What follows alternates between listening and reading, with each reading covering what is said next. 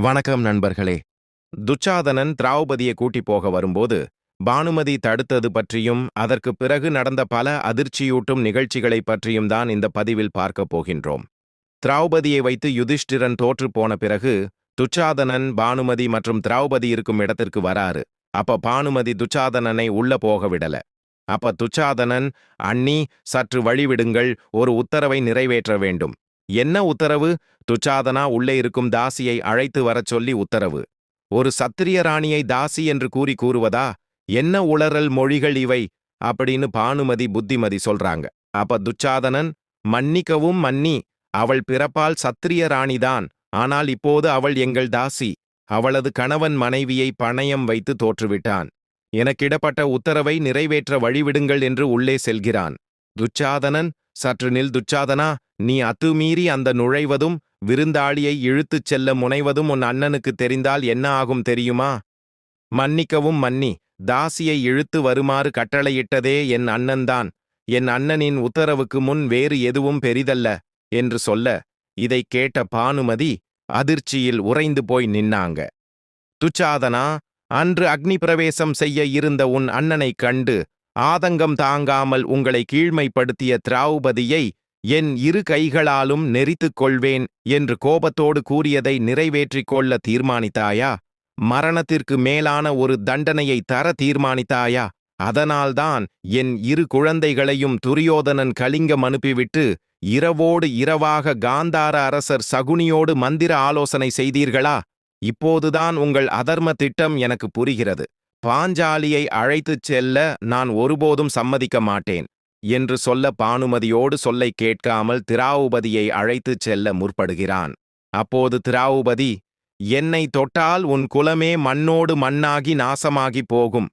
பூமியில் கடைசி மனித இனம் இருக்கும் வரை நீ அவச்சொல்லுக்கு ஆளாவாய் துச்சாதனா என்று ஆக்ரோசமாக பேசுறாங்க. திரௌபதி, நீ பத்தினி என்று இந்த உலகம் சொல்லிவிடப் போவதில்லை.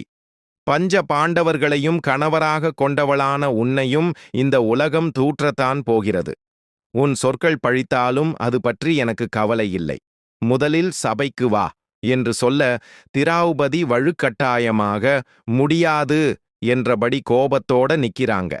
வலுக்கட்டாயமாக ஒரு கையை திரௌபதியோட கழுத்தில் வைத்து இன்னொரு கையால் கைகளை பிடித்து இழுத்துட்டு போக பானுமதிக்கு என்ன பண்றதுன்னு புரியாம நிக்கிறாங்க. துச்சாதனன் போகாதவாறு மறைத்து, துச்சாதனா, நீ செய்து கொண்டிருக்கும் காரியம் அறிவாயா? நான் உன் அண்ணி தாய்க்கு நிகர். திரௌபதியும் அப்படித்தான். நீ செய்வது பெரும் பாவச் செயல். அவளை அழைத்து வரச் சொன்னது சுயோதனரின் கட்டளை என்றால் திரௌபதியை விட்டுவிடு. இது உன் அண்ணியின் கட்டளை அப்படின்னு சொல்ல கலங்கி நிற்கிறாள் பானுமதி. சிந்திய கண்ணீரோடு துச்சாதனன் சொல்றாரு, அண்ணி, நான் தினமும் பூஜிக்கும் என் இறைவனின் கட்டளையை விட மேலானது என் அண்ணன் துரியோதனனின் கட்டளை. தமையனின் கட்டளையை ஒருபோதும் மீறமாட்டேன் என்று ஒற்றை கையால் பானுமதியை தள்ளிவிட்டு திரௌபதியை இழுத்துட்டு போறாரு. அப்ப துச்சலை கவலை வேண்டாம் அண்ணி. அங்கே சபையில் தன் தந்தை திருதராஷ்டிரர் இருக்கிறார். ஒரு பெண் அவமதிக்கப்படுவதை அவர் ஒருபோதும் அனுமதிக்க மாட்டார். பாஞ்சாலிக்கு ஒன்றும் ஆகாது இன்னு சமாதானப்படுத்துறாங்க. அப்ப பானுமதி, என் கணவன் இந்த அநீதி நடக்க ஒருபோதும் அனுமதிக்க மாட்டான். இது ஏதோ அவளுக்கு தகுந்த பாடம் புகட்டும் செயலாக இருக்கக்கூடும். அந்த திரௌபதியின் முகத்திலும் சிறிய பயத்தை தோற்றுவிக்க ஆடும் நாடகமாக கூட இருக்கக்கூடும் அப்படின்னு பானுமதி சொல்லிட்டு இருக்கும்போது ஒரு செய்தி வருது. அதாவது, அஸ்தினாபுரத்தின் மாபெரும் அரசவை முன்பு திரௌபதி பலவாறாக கேள்வி எழுப்பியதாகவும், பிறகு திரௌபதியின் வஸ்திரம் பறிக்கப்பட்டதாகவும், பிறகு கிருஷ்ணர் வஸ்திரத்தை கொடுத்து காப்பாற்றியதாகவும், திரௌபதி கேட்ட வரத்தின்படி திருதராஷ்டிரன் இழந்த ராஜ்யத்தை திருப்பிக் கொடுத்து விடுகிறேன். அதற்கு முன்பு 12 ஆண்டுகாலம் வனவாசமும் 1 ஆண்டுகாலம் அஞ்ஞாதவாசமும் செல்ல வேண்டும் என்று உத்தரவிட்டார். அப்படின்னு நடந்த அனைத்தையும் சேவகன் ஒருவன் பானுமதி கிட்ட சொல்றாரு. இதைக் கேட்ட பானுமதிக்கு தலையில் இடி விழுந்தது போல ஆனது. அஸ்தினாபுர வரலாற்றில் மாபெரும் சபையில் அறத்திற்கு பெயர் போன பீஷ்மர், குரு துரோணர், அங்கதேச அரசர் என்று அனைவரும் இருக்கும் சபையில் பெரும் கருப்பு இதிகாசம் நடந்தேறிய நாள். துரியோதனன் மேல் பானுமதி கொண்ட எல்லையற்ற அன்பு சுக்கு நூறாக உடைந்து துரியோதனனை அடியோடு பானுமதி வெறுத்த நாள். பானுமதி அழுது அழுது கண்ணீர் சுரப்பிகள் வற்று போக உயிரற்ற ஜடம் போல மாளிகையின் படிக்கட்டுகள்ல அமர்ந்திருந்தாங்க. பானுமதியோட இரத்தம் கண்ணீராய் வெளிப்பட தன் வாழ்க்கை சூனியமாகி போனதேன்னு வருத்தத்தில் இருக்கிறாங்க. அறையெங்கும் இருட்டு. ஒளியேற்ற வந்த பணிப்பெண்களையும் கூட எல்லோரும் வெளியே சென்று விடுங்கள், என்னை தனிமையில் இருக்க விடுங்கள் என்று கத்த பணிப்பெண்கள் பயத்துல அலறி ஓடுனாங்க. அப்ப பானுமதி தனக்குத்தானே பேசிக்கிறாங்க, அவனை அன்பிற்கு ஏங்கும் அன்பில்லாமல் தவிக்கும் ஒரு குழந்தை என்று அல்லவா நினைத்தேன்.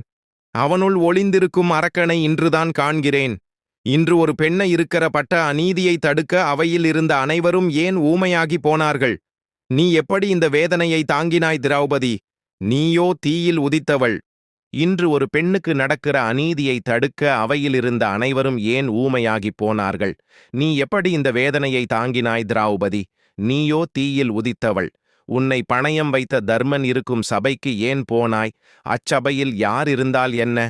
பெண் மீது கை வைப்பவன் நாசமாகி போகும் வகையில் பெண்மையை அவமதிப்புக்கு உள்ளாக்கும் ஒவ்வொரு தீயவனுக்கும் புத்தி புகட்ட அவர்களை ஏன் தீக்கு இணையாக்கவில்லை?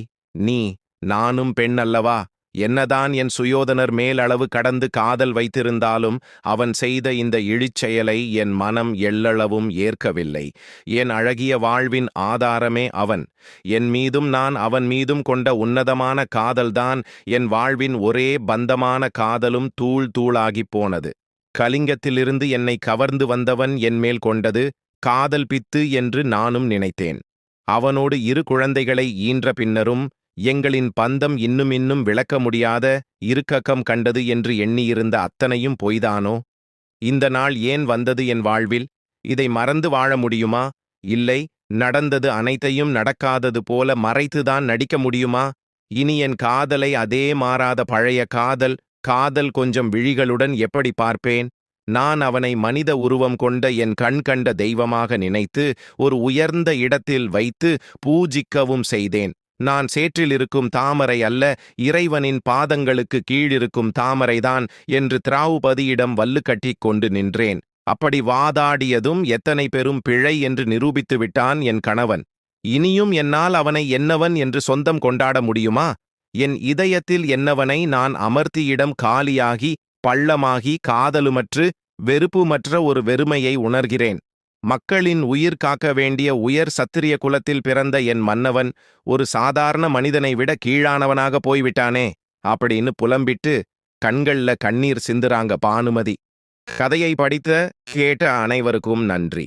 கதை பிடித்திருந்தால் நமது சேனலை லைக் செய்து சப்ஸ்கிரைப் செய்து கொள்ளுங்கள். நன்றி, வணக்கம்.